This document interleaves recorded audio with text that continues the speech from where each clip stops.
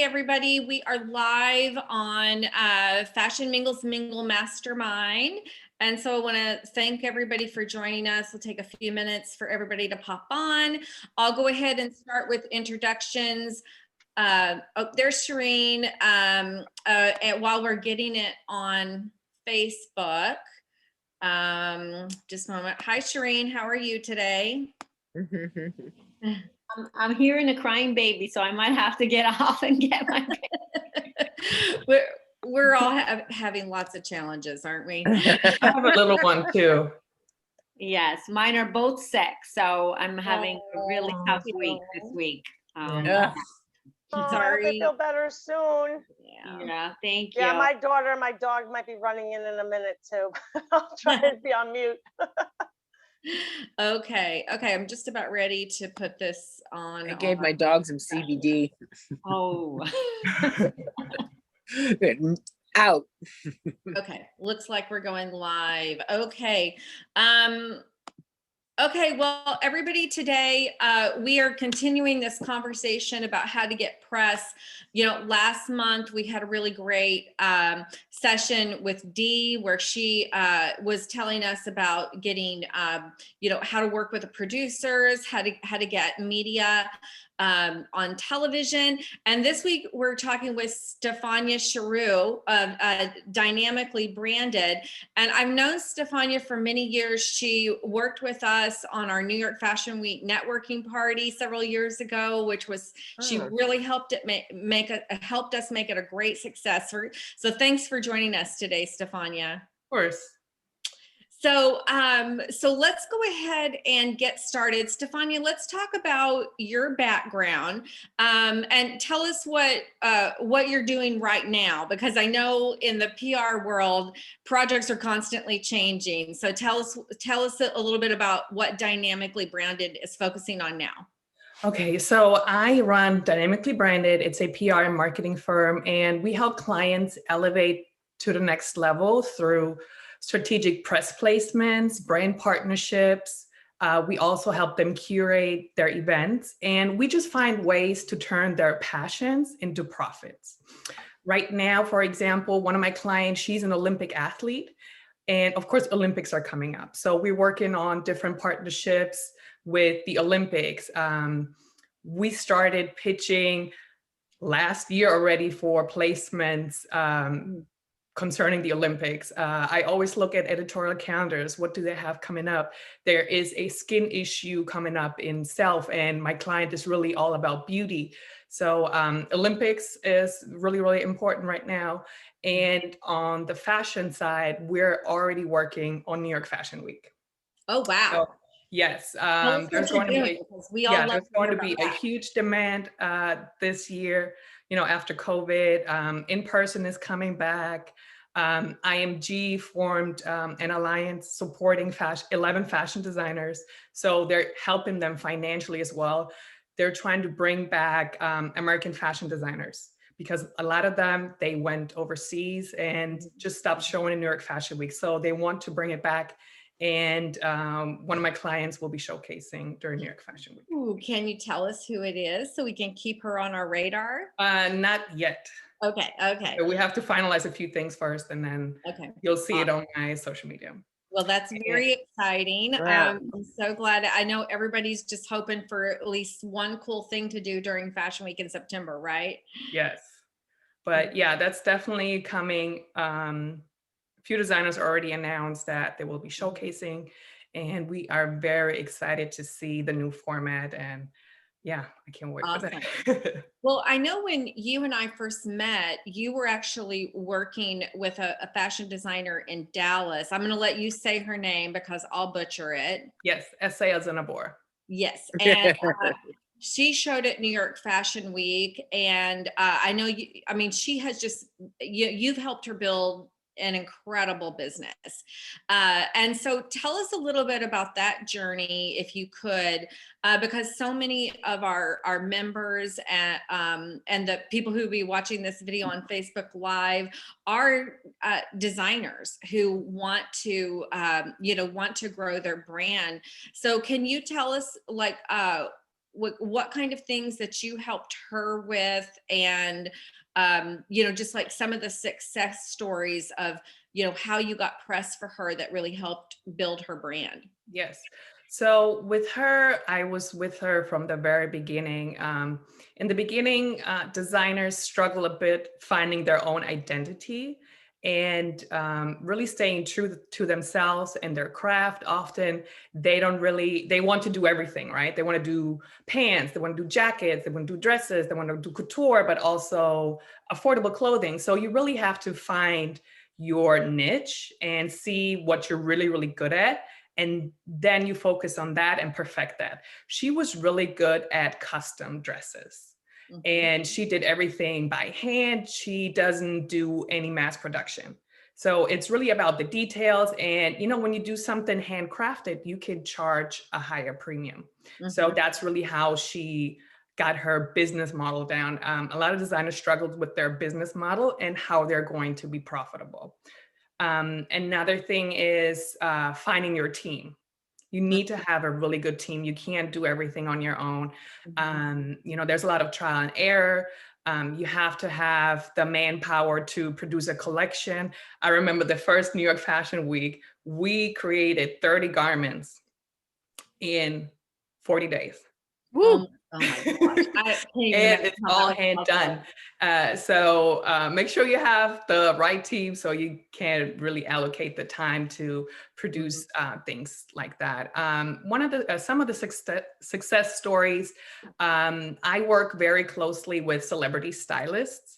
So building relationships with them, making sure I send them the latest collection. I really study their clientele and see, okay, Talia would look really great in this versus Beyonce would look great in this. Different styles, you really have to cater to them. So whenever I have something that could fit their client, I send it to them. Okay. And a really cool feature was with Talia. She's an international rock star, pop star. She is Spanish speaking, and she wore one of my clients' jumpsuits to the Tony Awards, and Vogue was there. And then they photographed her and did an interview and all that. So that was really cool. Then Brides, a really big magazine as well. They did a feature on her about her bridal collection.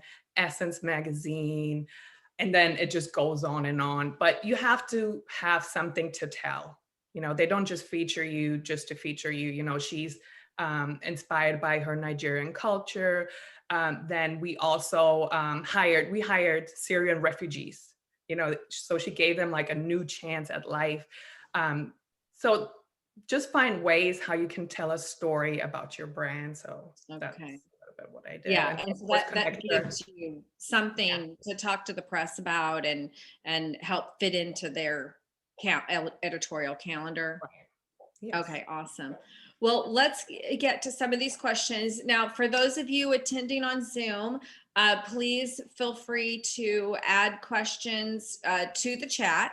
And we will call on you to ask those questions. And if you would like to speak to Stephania specifically about a challenge that you're facing with getting press, just click the little hand icon and we'll bring you on video to talk with Stephania later in the program.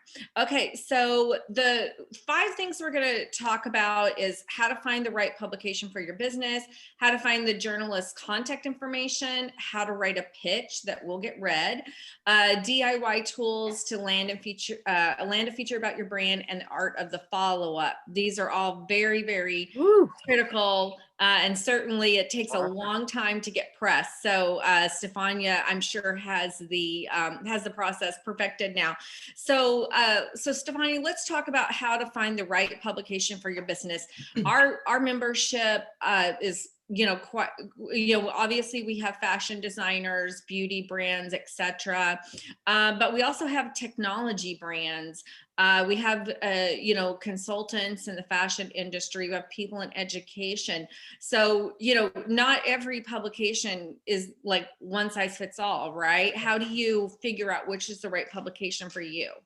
So first, before you even pick a publication, you have to determine your goal. Why do you want to have press? You know, don't just have press to have press. You have to have a goal. Do you want to create brand awareness? Do you want to increase sales? Do you want to retain customers? Do you want to improve your SEO digitally, you know, through features? Or do you want to just add to your credibility? So first, you know, pick a goal. And then once you have a goal, you go and research the publication. Okay. So which publication aligns with your target market? Which publications mirrors your aesthetics? You know, there are publications that are highly editorial, luxury, you know, when you think of a Vogue, but then a Cosmo is younger, is more trendy, has more affordable pieces. So you have to make sure that the publication aligns with your brand. Then every media outlet usually has a media kit for its advertisers, and it breaks down their demographics, their reach, what kind of distribution they have. It includes psychographics. So that will give you a good starting point how to pick your publication. Mhm.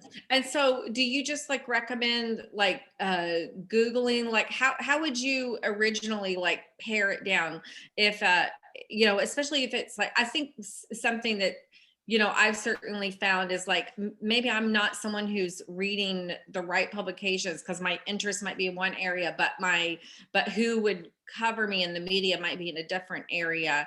How, like, what would you suggest for Googling to just figure out who those magazines are? So I said Google Alerts. You set Google Alerts. Yes. Okay. So I put a topic in there that relates to my clients, and then I can get a feel of who covers what, or you just, Smart. yeah, like that you're not just scamming the internet, but you find exactly who covers what, which publication, how often they cover it, what their tone of style is. Do they do more roundups? Do they do features? And that gives you a better idea. Also, another thing I do is I search on MuckRec.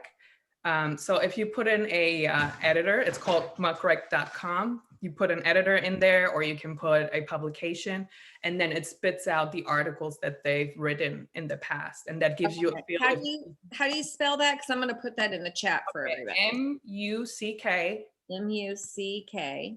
R-A-C-K. Okay, cool. That sounds like a really great resource. Yeah, so MuckRec, before I pitch anyone, even if I have already a relationship with them, I go there to see which articles they wrote recently.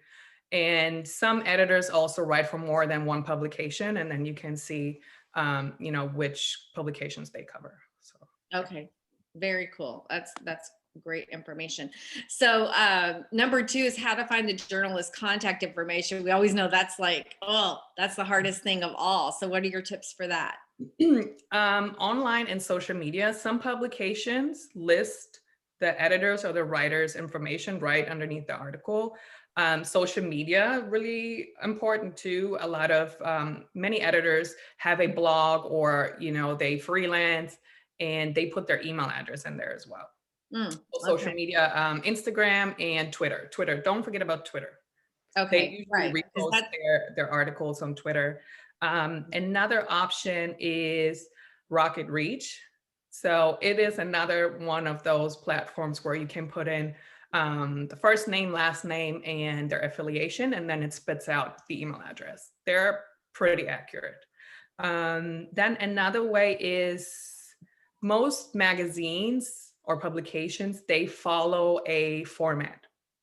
For example, Condé Nast, that's Vogue, GQ, Self, etc.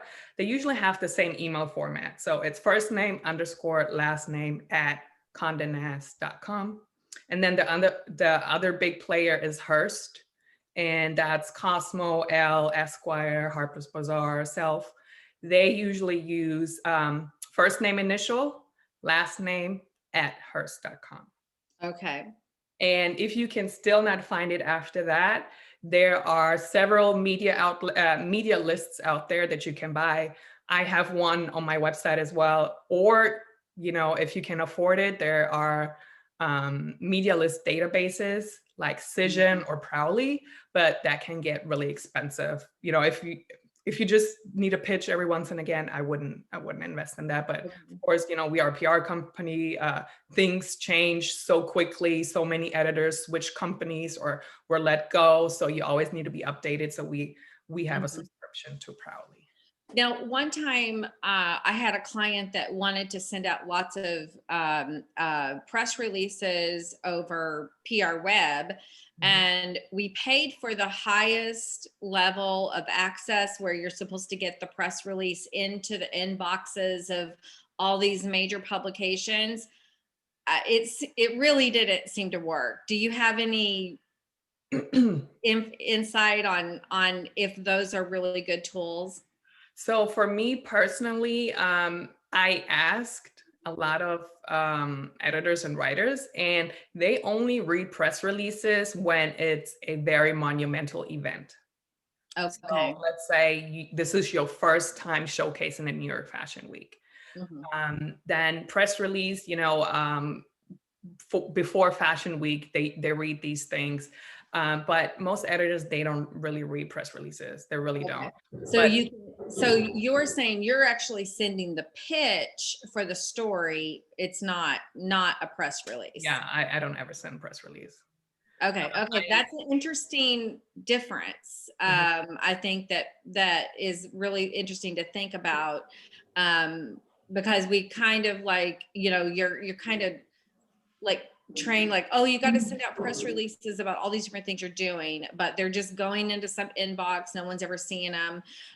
Do you ever do the online press releases for like SEO value or to get, distributed, into all the different outlets that, that they feed those press releases through? Do you ever see any benefit to that?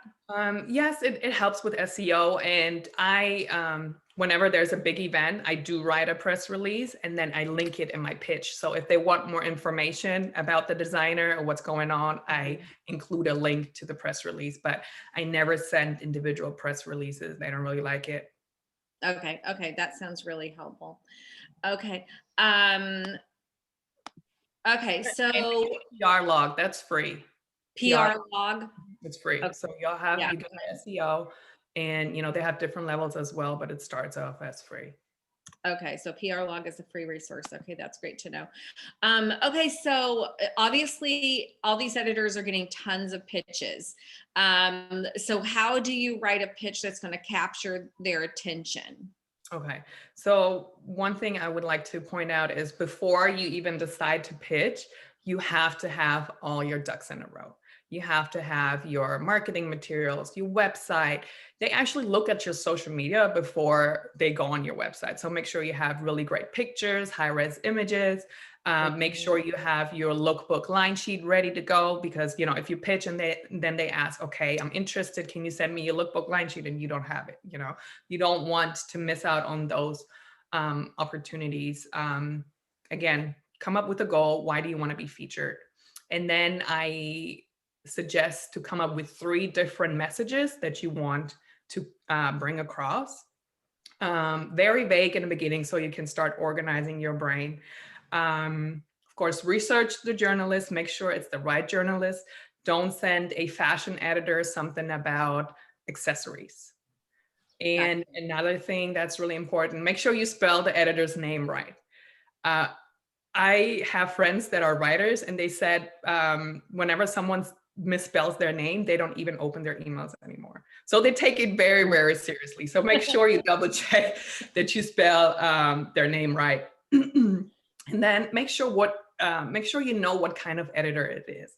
Is it, because fashion is so much broken down. There's so many departments and divisions. You can have a fashion writer that just writes about trends. There is a fashion writer that just does roundups. There is a fashion writer that just does features. So make sure you find the right editor before you send out a pitch. So now you've done your research, and you have to keep the news cycle in mind.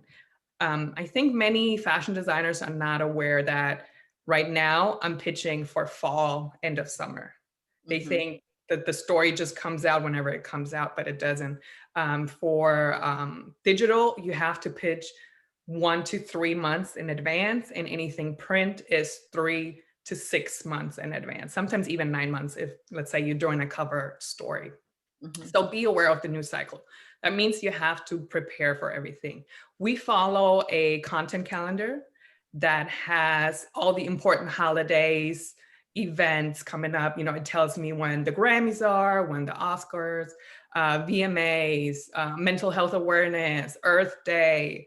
So you have to find the right topic at the right time, and you have to plan in advance.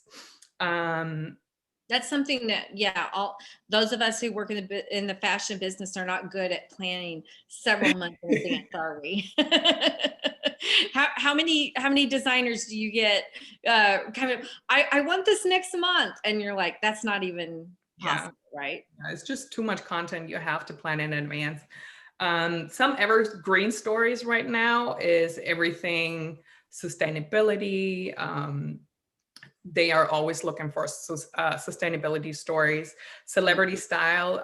Almost every fashion editor goes to starstyle.com where they see the latest celebrity style. And if you can tie in your brand with some celebrity looks, that's another way how you can create a newsworthy story. You can say pants that Lori Harvey would love. And, then you craft your story around that. Efforts in diversity. What is your company doing to make sure that it is diverse? Size inclusivity, always a hot topic. People or editors are looking at what's happening in TikTok. So TikTok has really influenced the fashion industry. Yes, they go on there and they made thrifting cool. They made sewing cool. They develop new trends. So also look into what TikTok is doing and provide a story that has a new perspective. Don't pitch a story that, is trending right now. Make it fresh, make it hot. And then now you've done all this research. And now we come to the actual pitch. So there's a lot of work before you actually start pitching.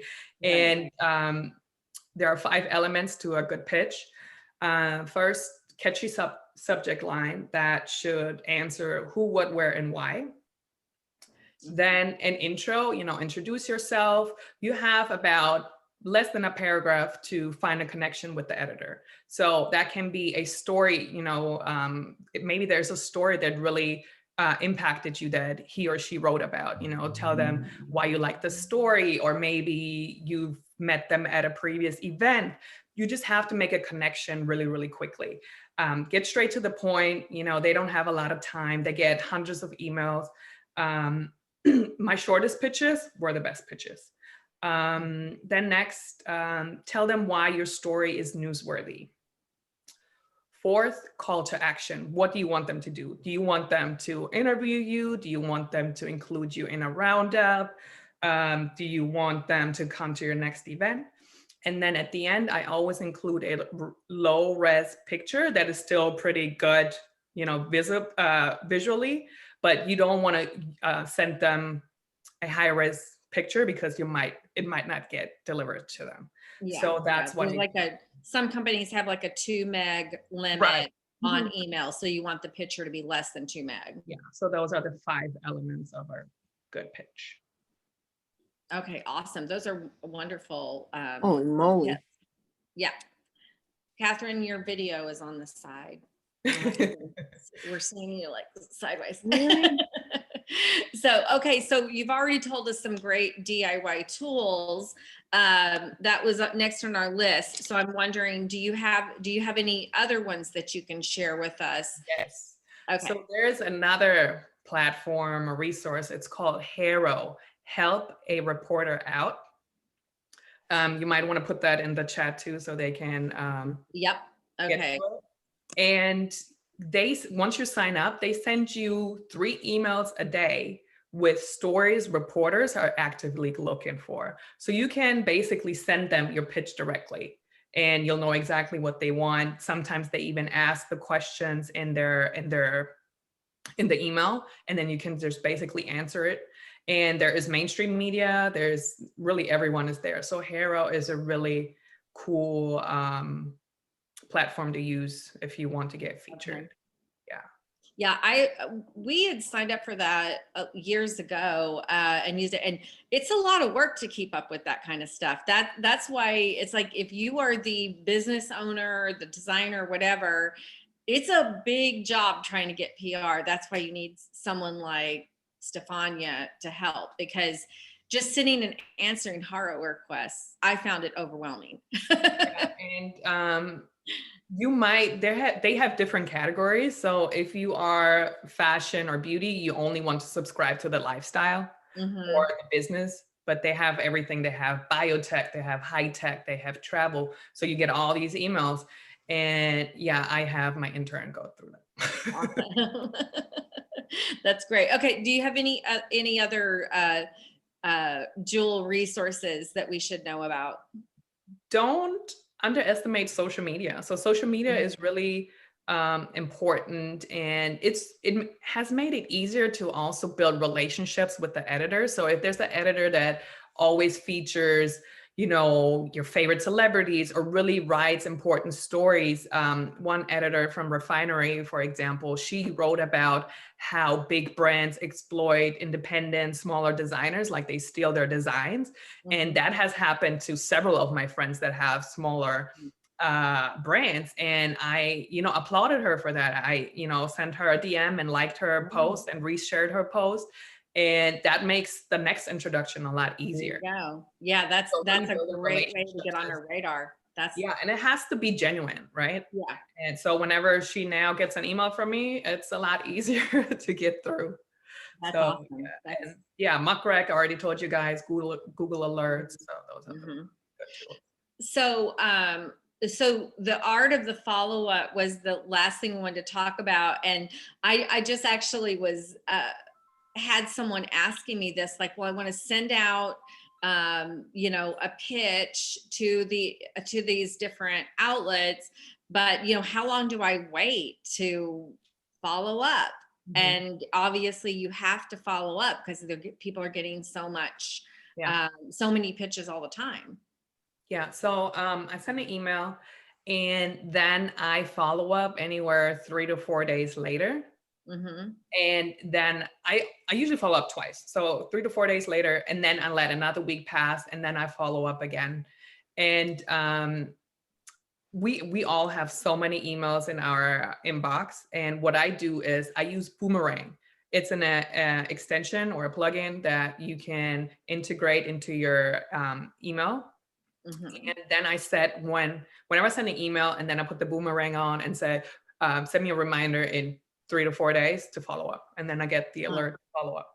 So that keeps me on track about following up. And another thing I wanted to say is be patient. These editors get so many emails. And I just received an email from an editor I had pitched in January. Wow. So it happens, and don't be discouraged. Sometimes they even save the pitches. One of my editors, she has a folder just with pitches. And then whenever she needs a new story, she goes through the folder and then contacts the person that sent her the pitch. So don't be discouraged. You can send an editor more than one pitch, you know, just make sure you include another angle. And when you follow up, another thing I like to do is add value. Don't just follow up and, hey, I sent you this email, you know, waiting to hear back from you. No, add, okay, now this designer is going to showcase at New York Fashion Week. Here are images from our latest editorial shoot. So make sure you always add value with each follow-up. Okay, awesome. And Audrey Weaver, she's got her hand up, and she also has a question about Roundup. So Audrey, I'm going to move you over to as a panelist. So please turn on your video, and then you can talk directly to Stephania and ask her a question. Can we get you to turn your video on? And your audio. Hold on, it'll take a minute. Ask to unmute. Go ahead.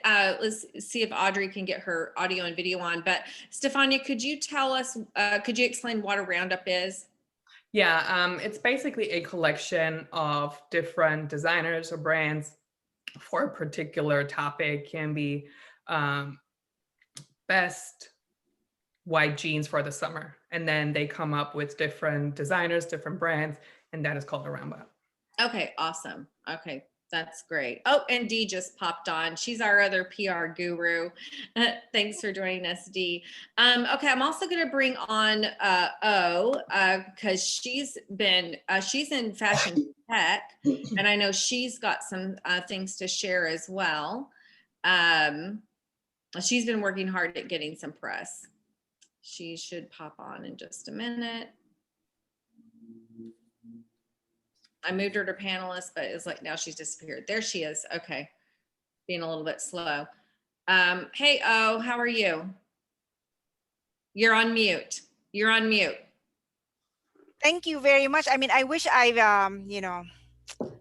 listen, I have this session before I start my own PR journey. And you're right, you really need to do your research.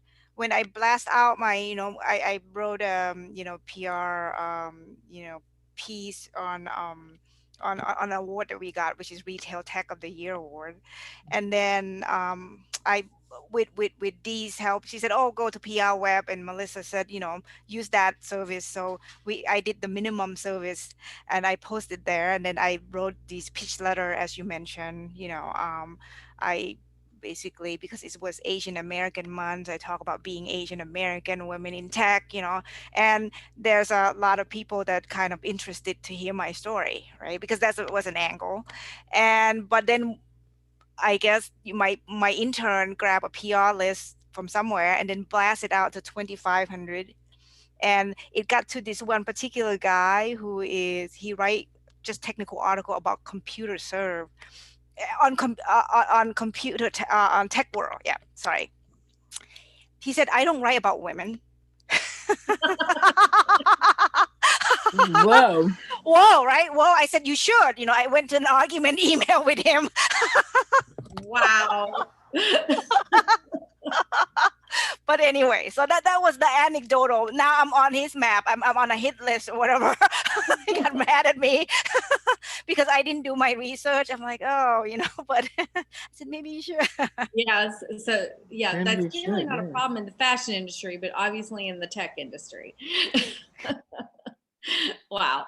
Okay. Well, do you have any questions for Stephania about how you should go into the next phase of your PR? Because you have been trying to do some DIY yourself.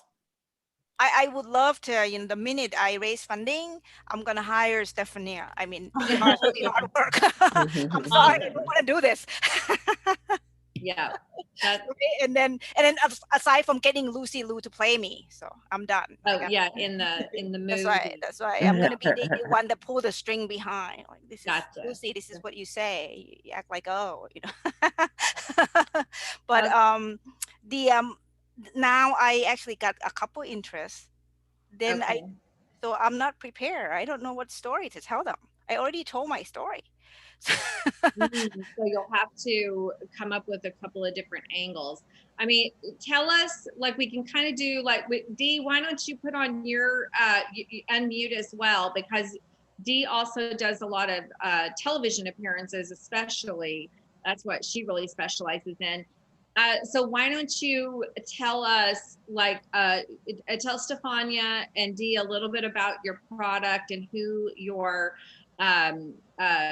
target customer is, and then maybe we can brainstorm a couple of new angles for you. Well, I do true to life 3D virtual fashion. So I digitize clothes from real garment to 3D, right? But so basically the story was very business, like this is a tech and in a different approach to other 3D approach. But I don't have other angles. I want to tell a story more of how, like, for example, this was a a passion project. I started this company from, Mhm. wanting to have a better shopping experience with my daughter. I want to tell a different story about the human Right. side of So why did I do this? Yeah. right. So the first pitch was about you personally. Why did you do this? But I do know that your product helps with sustainability. And Stephania said that everybody's always looking for topics on that. So explain to us how you're helping sustainable fashion. Well, since we started from real garment, that means that we actually lower the barrier of entry for designer who are more of a creative and not a tech savvy or technologist, right? So if you know how to make clothes, you know how to sew something together, you know what the fabric movement, because that's what your talent is. You don't need to spend another 6 months learning technology to create a 3D fashion, which help you get to the next level of playing field, because technology is coming online. So now they're excluding small medium-sized brand enter the sustainability portion, which is the virtual samples. Once you create a 3D model, you can create virtual samples. Right. And there's a different way of doing it, going from CAD or going from just the garment, you sew them together. That's what we do. If you can know how to sew garment together, you can kind of jump into sustainability and virtual samples without Okay. having. Stephania, do you have any ideas for pitch ideas? Zero waste, right? So you're already helping the planet. That this would have been a great story for Earth Day, by the way, last month. So Earth Day, that would have been amazing, zero waste. Then, as you said, the designer doesn't have to buy bulk fabric to create a visual. They can even pitch. It's really great for investors too. So let's say you're a new designer and you want to showcase, what you have coming up in the future. You need an investor, and you just come up with, your virtual samples. Oh, that's it. It makes it easier. You don't have to physically create a whole new collection. So that could be very interesting for Forbes, for example. How young entrepreneur or smaller brands can attract investors, or how they can include that in their pitch deck, whenever they're going out for funding. That is a story. I think it'd be interesting to learn more about you, Asian background, how you made it in a male dominated industry. Do you have children? Are you here by yourself? I'm an immigrant myself, so I came here by myself.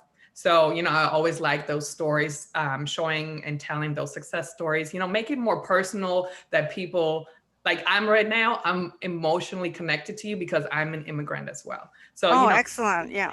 those stories. I'm looking for somebody who would Stephanie, if you have client or somebody who's coming up, you talk about pitching to a celebrity, said this would be really great for Rihanna, right? Yeah, this so would be awesome. Yeah. Right. So if you have actually if you have your design in 3D, I can put Rihanna in it, and then you can send that to Rihanna. Right. Wear this for your red carpet, right. Right. They're already doing that. Yes, for sure. But you can do it as a in a limited budget way. Right. Yeah. Dee, do you have any suggestions for pitches? Well, I think, it's important to know your story, right? So I think you said a lot that you did this as a passion project to connect with your daughter. I think that's a story in itself, like a mompreneur story.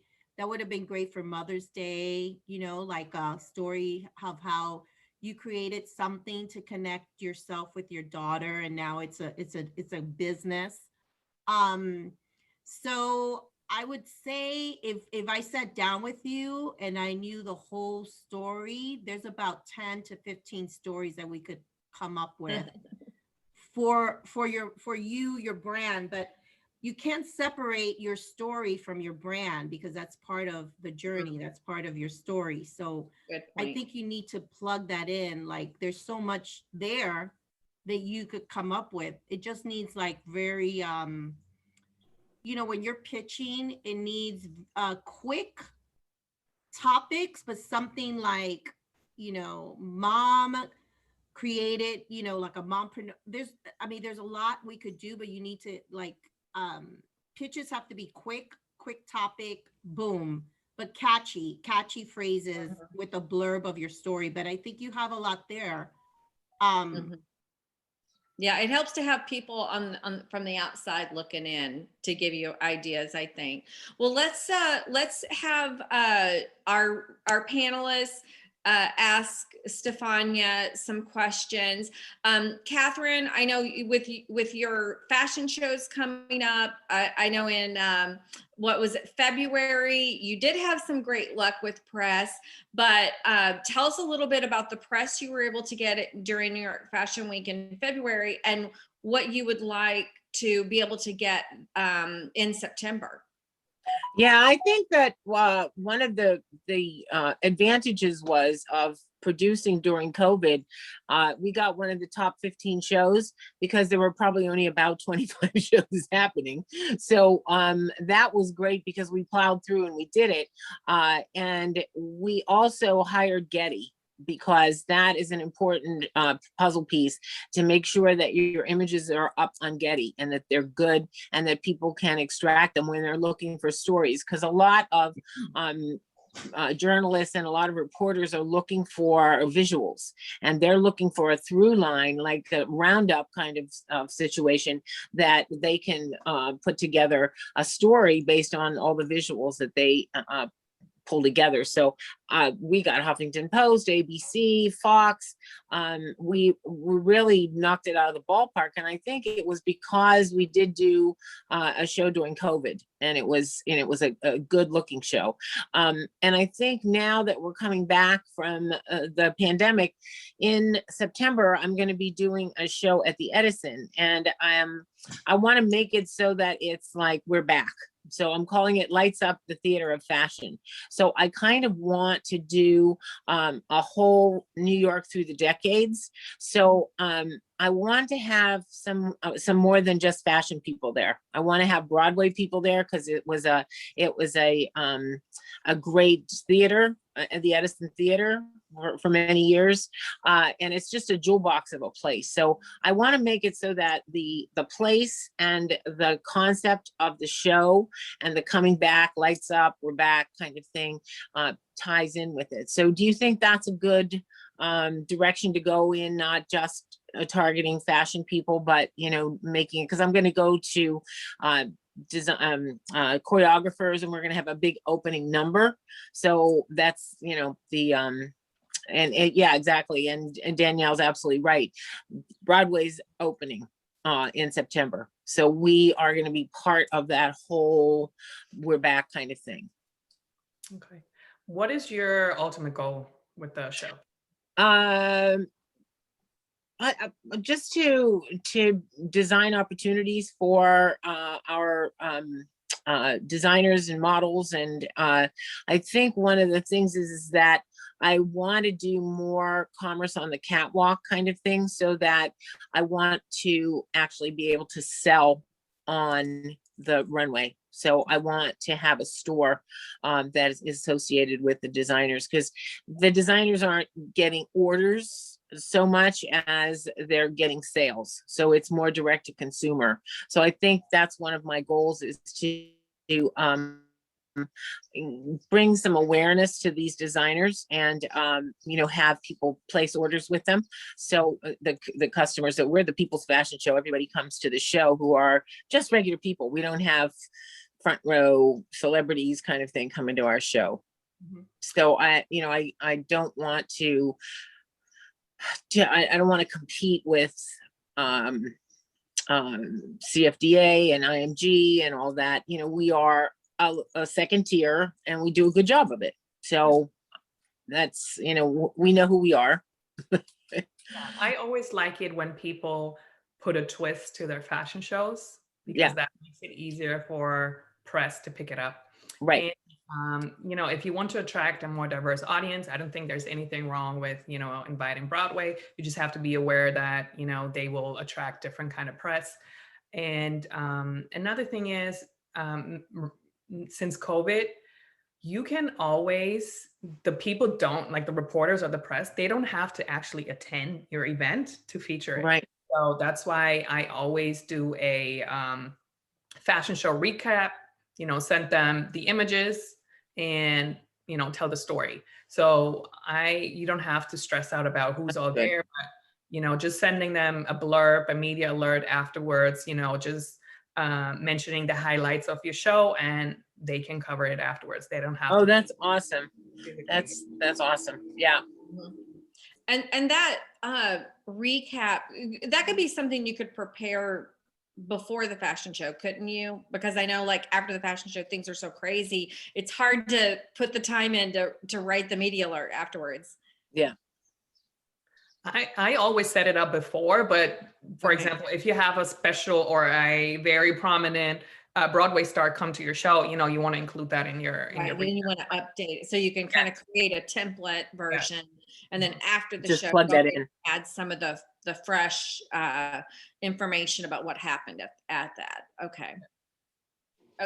Well, Thanks, Stephania. Yeah, sure. yeah, Shireen, let's talk about what you're up to. So, Stephania, Shireen is our fashion and business lawyer. She has an amazing law business, but she's actually starting a brand building course. And we're going to be starting to work on her website really soon. So, Shireen, why don't you tell us about the course, and maybe Stephania can give you some ideas on how to get press for that. And, what are the opportunities when you're starting something like that? Oh, you're on mute.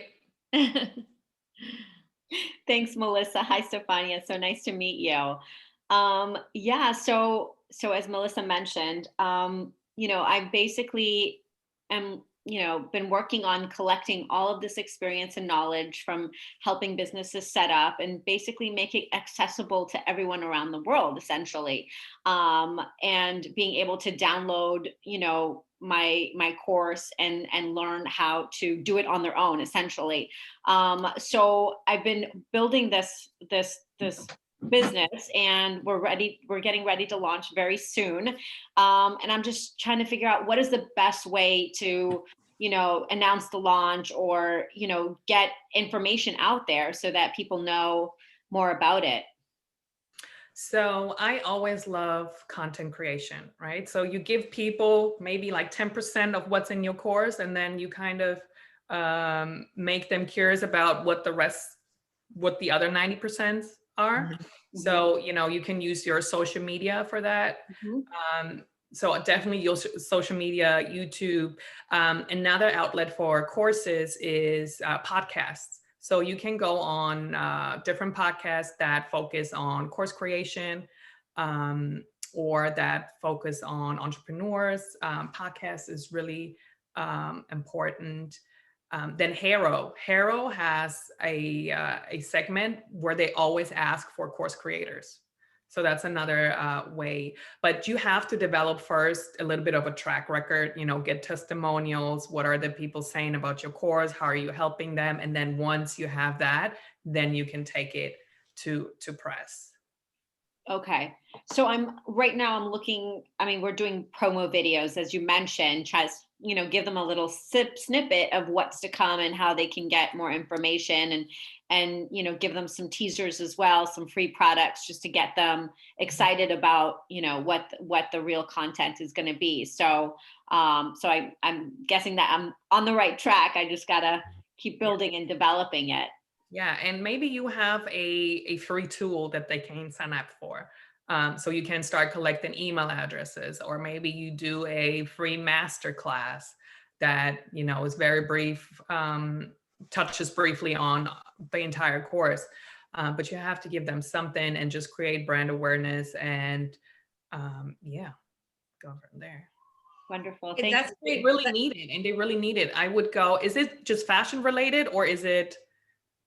No, it's how to build a brand from start to finish, finance, marketing, law. It's all packaged into one. So it's like, everything that they're going to need to know, into one full-on course, and they can always go back, and depending on where they are in their growth phase, learn more about what they need to implement into their strategy, into their business strategy. I just know that legal is a big issue for them, so they really have to get that down. Well, I mean, that's what it is. I mean, after years and years of basically saying the same thing and not realizing that there's a huge void in that sort of information. I want to be able to, get people to understand it's not just about the marketing, but you really have to create a solid foundation. So that's what I'm basically putting together, along with a strategist and marketing and finance tools. So it's everything that a business owner will need to set up their business.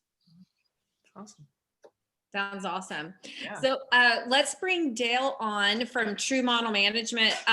Stephania, Dale has a modeling agency, and of course she works with all kinds of amazing brands who are coming to her to shoot campaigns that will go out into the press.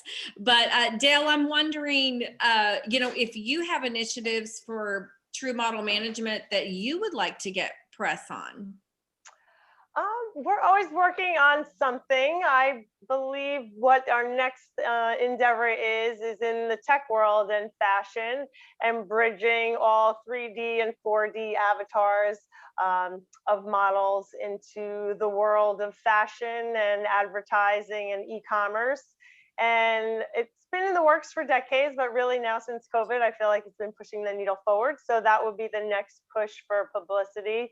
I feel like we have to hold off a little bit, because it's like you can only say so much without people stealing your ideas, and especially when it's new. So we're kind of private about what we're doing, and don't want to give it all away. So, but I feel like we should be prepping with someone like Stephania now, so we have the timeline all set up. And I had some questions, because there was a time when I was writing a lot of articles and people were coming to me. I used to hold events, and then the newspapers would hear about it, and then I'd write, I'm an expert in the field of fitting and technology. So one thing led to another. It did take a lot of time, and I know it triggered me to think about it when someone on the panel said it takes so much time to do it. I felt like it was my full-time job, writing articles and answering queries and things like that. So do you know any publications that actually pay experts for their time to write and get those articles, instead of always, just one after one trying to write them and just get them submitted? Is there anything in particular that could be like another side job? Most magazines, they use individual contributors that are not affiliated with their magazine. So there is definitely opportunity. So they do pay. They will pay for the writers. And maybe getting like a column, like how would you get a column in a certain publication? Is that a whole different type of pitch and different people that you? Yes, that is a whole different pitch, and you have to almost be in touch with the editor-in-chief and with, their leadership team for that. But, what we would do as a PR company is basically make the introduction and get you ready, make sure we have all your previous articles, get you ready and package you as an expert. This is her expertise. This is what she has written about. This is why she would add value to your company or to your column. Should we try this out for like 3 months? And she'll be, we'll just have to like dig deep. That's going to be a very extensive conversations. I don't think I can answer that all today. Right. Okay. Yeah. And the other ones were, I found when I've been interviewed for major newspapers, that definitely was great for credibility. And is there a particular type of pitch? Because those are quick turnaround. A lot of times, they would call me and be like, oh, can you get on the phone? Like now we want to, if you write it or we interview, we'll have to do it by tonight. It was like, it wasn't like the lead time. It was like, hey, this is going on and we want to talk to you. Or even for TV, I had gotten called multiple times and they're like, are you in New York? Because we're doing something, on News 4 and, about this major modeling incident, so if you're not there at the right time and it's quick. So we're talking about all the ones at the lead time. So I'm just thinking the ones that are really short time frame, like how do you work that angle and be able to get that done? The short time. So like So newspapers and TV, I found those are the ones that are always like, can you do it now? You know? so usually I am very in touch and I know my clients' responses already. So sometimes they don't even go to my client if I cannot answer the question. I know them in and out, and editors usually ask you the same questions over and over again. And then sometimes they add, new angles, new aspects, but the overall story, I mean, with your client, it's almost like dating, right? So you have to know what they like, what they stand for, what they can't stand, who they would never work with, etc. So usually I try to filter as much as I can for my clients so they get to do whatever they need to do in their day-to-day. And then if I need an extra comment or a quote, I go to them. But usually I try to filter it out as much as I can. And a lot of editors, they do email interviews now, so they don't even have to talk to my client. I'll just make it as convenient as they can. But if, it is a huge opportunity and it is, 48-hour deadline, I'll always make it happen somehow. Great. And for people who don't have a publicist, is there any way to tips for doing it on your own? Yeah, so I would, if you get interviewed often, why don't you just write down those answers? And then whenever they ask you the same question, you already have a document, you just copy and paste and send it to them. Okay. Stephania, Del mentioned keeping things on the down low that you're working on because you are worried about someone stealing your idea. And I actually have a bridal designer client that she's actually very worried about getting too much PR because she's had other designers steal some of her, intricate, designs and stuff. Could you kind of share with us what, obviously you put, and even with Fashion Mingle, we've certainly been on the down low for a while because we don't want to have too much of a radar, because we don't want someone to with more money to come in and build a platform, in 3 months. So how do you balance that? When do you know, okay, I'm ready to get some publicity, but I feel protected from somebody stealing my idea? Okay. So I would never announce anything that is not secured yet or that you have not protected legally. That's probably Shireen's expertise. I think she should talk about that. But I would never announce anything that is not protected or finalized. If I only want to talk to a very specific outlet, I'll make it an exclusive. So that only this publication can talk about it, or they're basically the first ones to cover it. But in fashion, it's difficult with protecting, and I would love to hear Shireen's input on that. Yeah, do you have any advice, Shireen?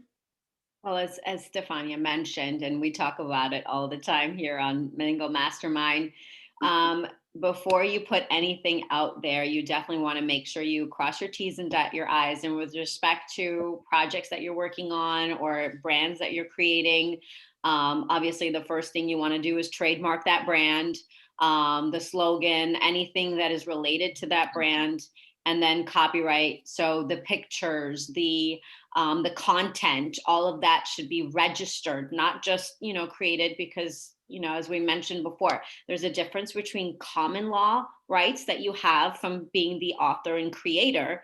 But if you don't register them, then really you're going to be fighting and paying for that fight with people that are trying to steal it. So you want to register all of those things. But of course, there's certain things that you can't protect necessarily with respect to a design. but because under, you know, and it's unfortunate, but we're still working on that, to trademark a design aspect that is not utilitarian. That is the only thing that you can trademark. And that's very difficult to do because most clothing, there's a utilitarian aspect to it. There's a usable aspect to it. So you can't protect that. But what you can protect, and you know, I've done this many times for clients, that if you've got a specific print that you've created, right? It's a work of art. So that is your work of art. And just like any work of art that you can protect with copyright, you can protect the print of your design, or as you mentioned, Melissa, that intricacy. If it's something that has nothing to do with the utilitarian part, it's just a simple design feature, then you can move for a protection for that design feature, separate and distinct from the actual garment itself. So you're protecting the feature as opposed to the apparel.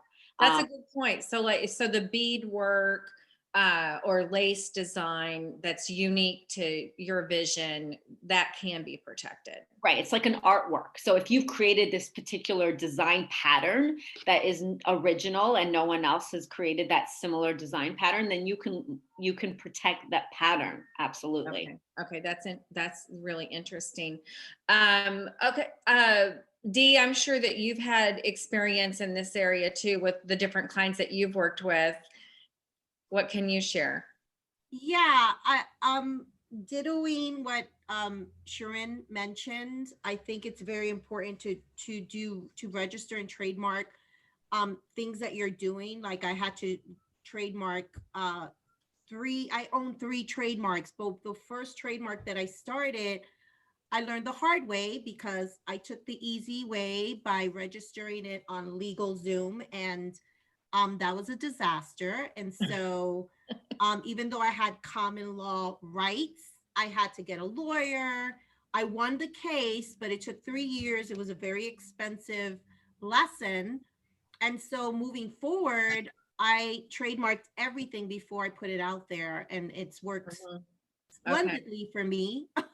Yeah. I'm always, you know, I put alerts and stuff. So I think it's very important that, you know, like ideas, like for example, Catherine's idea, or, you know, maybe she'll be the first one, but then let's say next year somebody's going to do the same thing. That's happened to me all the time, which is fine because you put it out there, right? It's a concept, it's an idea. It's not a quote unquote design, but it's fine. It happens, but at least you're the first one. And you could always have those bragging rights, like we're the first blah, blah, blah. So, but yeah, you do have to register stuff. It's very important. Okay. And on May 28th, Shireen is actually doing a mastermind with one of our VIP photographers, Oliver Archer, about protecting your photography. So definitely join us on the 28th to learn more about that, how to work with photographers, how to protect protect the work that you had a photographer shoot, but also if you're a photographer, how to protect your work and license it as well. So, well, Stephania, we're over our time. I appreciate your patience staying with us a little bit longer. You gave us so much good information to think about. Now, I know you are actually you have an online course, correct? Mm-hmm. Tell us a little bit about that course. So the course, I finished filming yesterday. So now we're in the editing. So it is a fashion marketing course because I've come across so many designers that were scammed. You know, they hired PR firms that did basically just media buying. They didn't do any kind of earned media. Many of them are just focused on designing and they don't really know how to start a profitable business. So I discuss anything, you know, related to marketing. And there is a small segment about PR as well, but the foundation, you know, we cannot do any kind of PR if your marketing is not, you know, aligned. Ready for it. Yeah, that's a really good point. Because like people want PR, but there's so much that you have to get visibly ready in order for the media to want to cover you, right? Your social media, your website, your lookbooks, all of that. Yeah. So I created this course, and I will also have other experts on board. We're going to talk to a celebrity stylist, to a fashion designer that actually provided pieces for Beyonce. Then we're also talking to a runway producer that, you know, runs us through every element of a fashion show. So I just wanted to provide something affordable, because I know a lot of small brands, you know, they can't afford a PR company that charges like $2,000 and up. Or yeah, I just want them to know every aspect of their business before they hire an expert. So Okay, so how can people best connect with you about that course? so my website is dynamicallybranded.com. I will have some information on there, and you can connect with me on social media at Dynamically Branded, and my personal social is at MSLALLY9. And my actual course website is elevateiN60days.com. Okay, I'm putting that into the chat.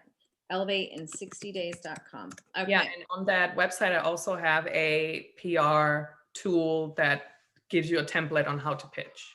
Okay, and then you were going to offer Fashion Mingle members a little discount to take the course. 25% off for Fashion Mingle members. Awesome. And so the code is just Mingle, right? Yes. Okay, awesome.